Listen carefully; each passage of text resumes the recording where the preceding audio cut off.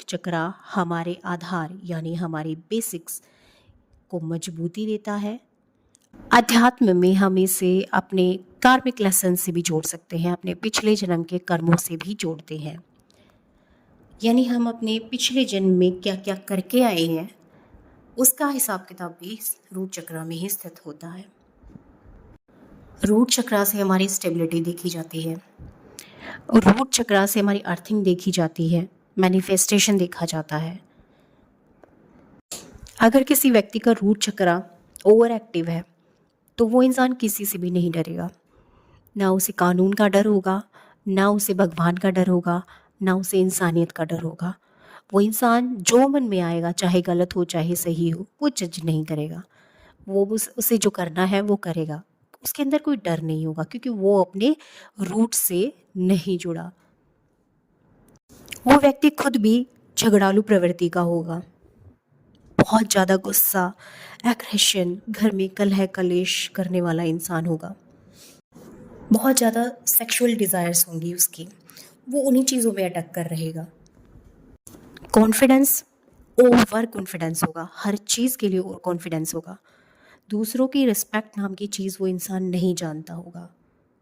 वो जिसे कहते हैं ना असामाजिक, हर टाइम उस व्यक्ति को एक एनर्जी फील होगी और एनर्जी आप डिस्ट्रॉय नहीं कर सकते। आप या तो उसे पॉजिटिव वे में लगा सकते हो या नेगेटिव वे में। और जिसका ओवर एक्टिव होगा तो पॉजिटिव में तो लगाएगा नहीं, वो नेगेटिव चीज़ों में ही उस एनर्जी को लगाएगा। और एक्शन तो ऐसा इंसान सेकंडों में लेता है, उसे फ़र्क नहीं पड़ता कि उसके इस एक्शन से किसी को क्या फ़र्क पड़ेगा, तो उसे कोई फ़र्क नहीं पड़ता। उसकी बेसिक नीड्स भी पूरी नहीं होंगी और साथ में वो सिर्फ हवा में बातें करेगा।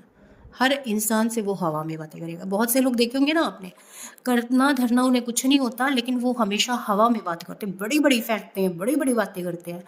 वो उन्हीं इंसानों में से होते हैं जो क्रिमिनल। ऐसा व्यक्ति अध्यात्म से नहीं जुड़ा होगा, भगवान को में कम ही बिलीव करता होगा और नेचर से उसे कोई लगाव नहीं होगा। एक तरह से डिटैच होगा, फीलिंग नाम की कोई चीज़ नहीं होगी उसके अंदर, इमोशंस नहीं होंगे, इमोशंस नहीं होंगे उसके अंदर।